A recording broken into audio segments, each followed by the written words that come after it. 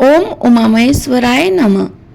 आप सभी का हमारे चैनल मिस वैष्णव पर हार्दिक स्वागत है। आप सभी जानते हैं सावन का महीना भगवान शिव को समर्पित है।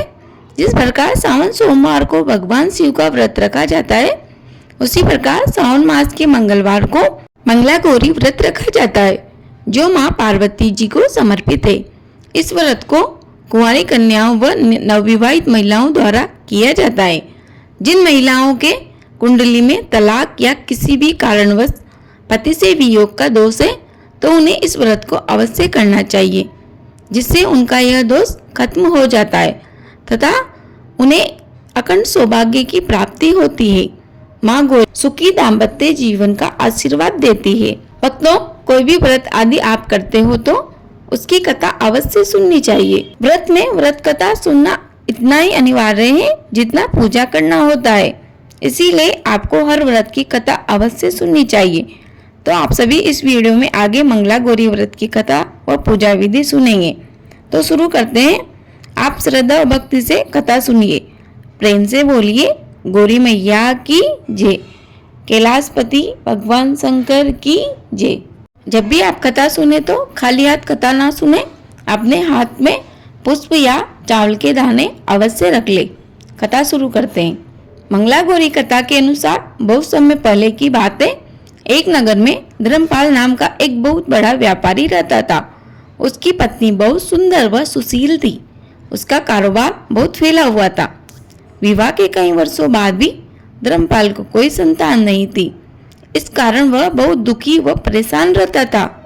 कई बार पूजा पाठ करवाए, जिनके फलस्वरूप देवताओं की कृपा से धर्मपाल के घर एक सुंदर पुत्र पैदा हुआ। लेकिन उसके जन्म के साथ ही ज्योतिषियों ने यह कह दिया कि यह पुत्र अल्पायु है। 16 वर्ष की उम्र में सर्प के काटने से इसकी मृत्यु हो जाएगी। यह जान धर्मपाल व उसकी पत्नी को बहुत ज्यादा दुख हुआ। वह भगवान को कोसने लगे कि हे नाथ, कई वर्षों बाद भी संतान दी और वह भी अल्पायु। धीरे धीरे वह बड़ा हुआ। धर्मपाल ने अपने अल्पायु पुत्र का विवाह 16 वर्ष का न होने से पूर्व ही एक युवती से कर दिया। वह युवती अत्यधिक धार्मिक प्रवृत्ति की थी। उस युवती की माँ मंगला गौरी व्रत किया करती थी और उसने अपनी पुत्री को भी ससुराल में यह व्रत करने की प्रेरणा दी थी, जिसके परिणाम स्वरूप उस युवती ने विवाह के बाद ससुराल आते ही मंगला गौरी व्रत पूरे विधि विधान से किए। माता गौरी ने उसे सुखी दाम्पत्य जीवन का आशीर्वाद दिया व उसे अखंड सौभाग्यवती होने का वरदान दिया, जिससे कि वह कभी विधवा नहीं हुई। यानी धर्मपाल के पुत्र की आयु बढ़ गई। मान्यता है कि तभी से यह व्रत सभी विवाहित महिलाओं द्वारा किया जाता है, जिससे कि अखंड सौभाग्य की प्राप्ति होती है। इस व्रत के पुण्य प्रभाव से संतानहीन को संतान की प्राप्ति होती है। बोलिए गौरी मैया की जय, शंकर भगवान की जय। यह कथा यही समाप्त होती है।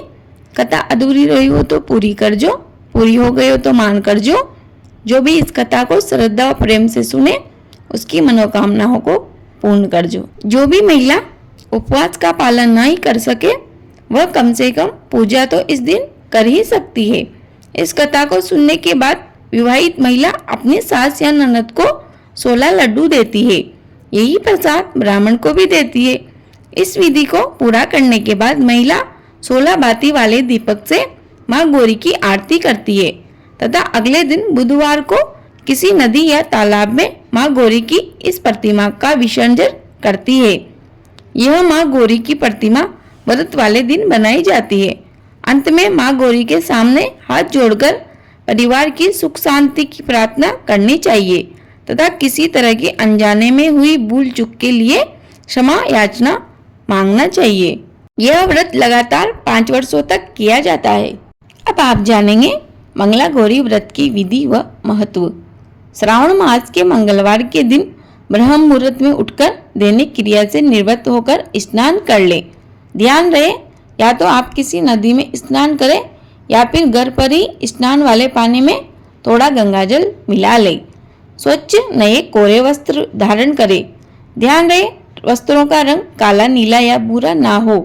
कोरे से यहाँ तात्पर्य है कि आपको एकदम नए कपड़े पहनने हैं जो आपने पहले ना पहने हो।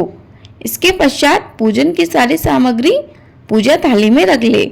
एक चौकी पर लाल या सफेद वस्त्र बिछाए, उस पर माँ गौरी की प्रतिमा स्थापित करें। आपके पास माँ गौरी की कोई प्रतिमा या चित्र ना हो तो आप मिट्टी से प्रतिमा बना ले, परंतु उस मिट्टी की प्रतिमा को अगले दिन बुधवार को विसर्जित जरूर करें। हाथ में जल लेकर व्रत का संकल्प करें। दीपक जलाए। दीपक आटे का बना होना चाहिए। इसके बाद माँ गौरी का पूजन करें। माँ गौरी को पूजन की सभी सामग्रियों को 16 की संख्या में चढ़ाए, जैसे 16 सुपारी, 16 लौंग, 16 इलायची, 16 फल, 16 लड्डू, 16 श्रृंगार की सामग्री। इसके अलावा 5 प्रकार के मेवे व 7 प्रकार का अन्न भी चढ़ावे। इसके बाद मंगला गौरी व्रत की कथा सुने।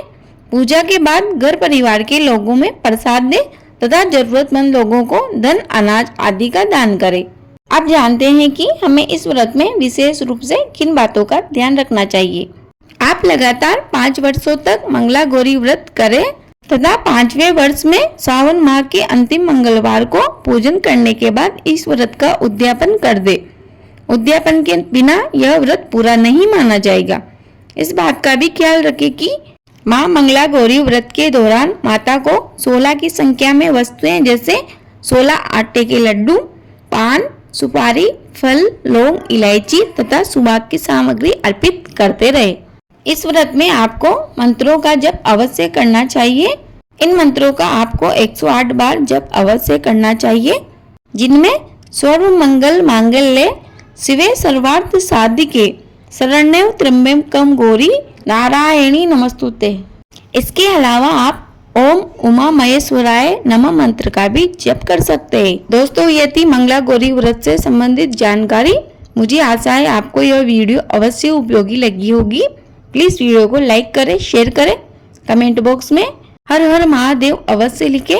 आपने अभी तक हमारे चैनल को सब्सक्राइब नहीं किया हो तो प्लीज हमारे चैनल को सब्सक्राइब कर लीजिए। आपको हमारे चैनल पर सभी प्रकार के व्रत, उपवास आदि से संबंधित कथा, कहानी, पूजा विधि, उद्यापन विधि की वीडियो मिल जाएगी। जय श्री राधे कृष्ण। आपका दिन शुभ हो। धन्यवाद।